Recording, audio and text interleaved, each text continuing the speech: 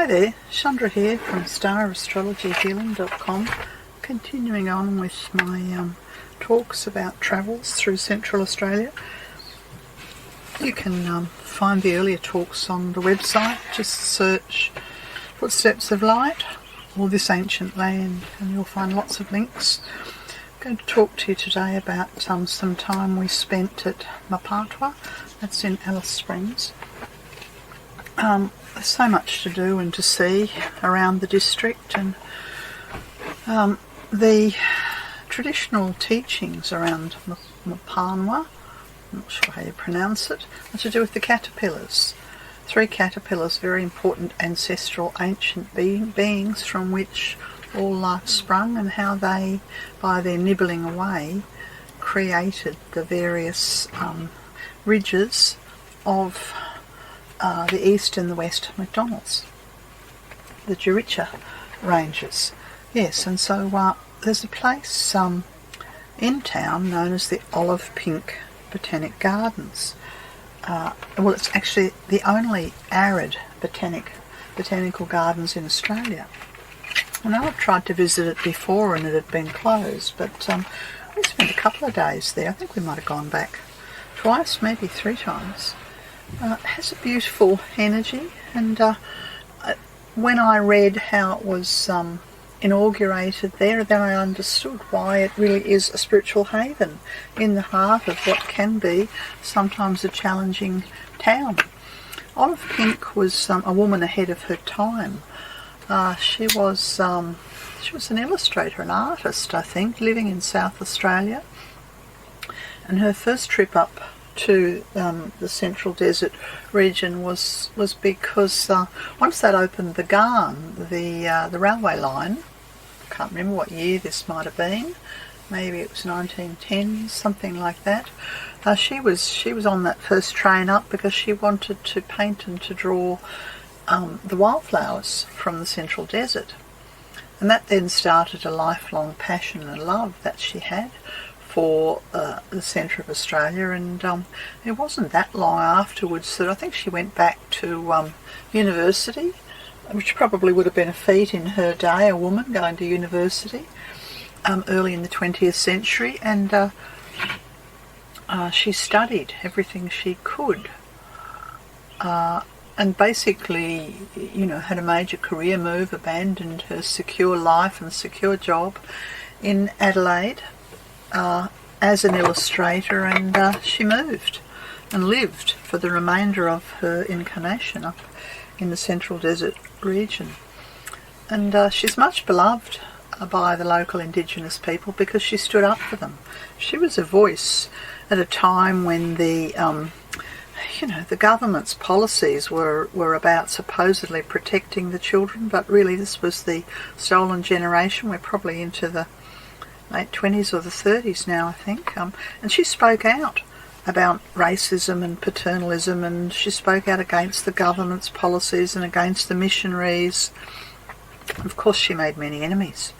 She lived for, I can't remember how long now, up in the Tanami Desert, and then eventually she moved back into Alice Springs, and she petitioned, and she found herself connected to this point that is very sacred significance, where the east and the west McDonald's divided because the caterpillar had been munching and eating its way through.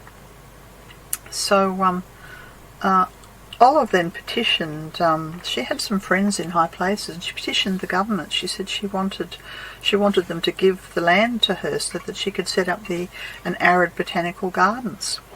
And she was extremely tenacious. She lived in a tent for about 3 years. There was an enormous opposition, but eventually she got her way, and so this is how the Olive Pink Botanic Gardens came to play. Anyway, you can feel the energy of tenacity and community and the heart when you walk into this place. It's beautifully cared for. Of course, they would always need more volunteers. There's a cafe with wonderful food, and you can take the walk, which we did, up to the head of the caterpillar, to the sacred hill called Tharalet Namay. That's how I'd pronounce it. And so we walked up doesn't take very long, and from there you get a majestic view in every direction, north, south, east and west. Yes, and down to Heavy Tree Gap, which I believe is where the local spirit of the place of spiritual power seated there, where the east and the west McDonald's merge, and we're just a couple of kilometres from there. And subsequent to our visit to the gardens and our climbing up the sacred hill, we did go to Olive Pink's grave in the cemetery at Alice Springs, just to pay our respects. And something that I read, there's a wonderful book Namita bought on the life of this woman. I can't recall the author. A fantastic book on her life. Anyway, her grave faces towards the mountains that she loves and towards the Tanami Desert. And it's a very simple grave, but clearly a woman of great heart and tenacity. Another thing that we did while we were basing ourselves in Alice was go out to Earth Sanctuary.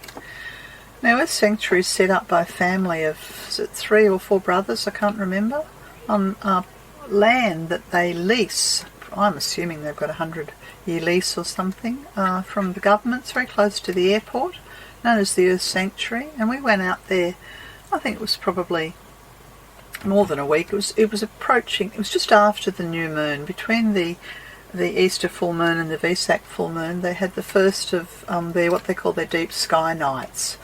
And basically, it's just lovely ambience. There were probably 40 or 50 people, quite a lot of tourists like ourselves. I think there were a few locals. There were certainly people who'd come down from Darwin, just some for the weekend, some for a longer stay. Wonderful meal we had. And then we spent time as the dusk was settling, and you can see the incredible something about the sky out here in Central Australia. The sun sets and then we have this beautiful, beautiful, beautiful roses and pinks and pale lilacs that seem to last for a long time in the twilight.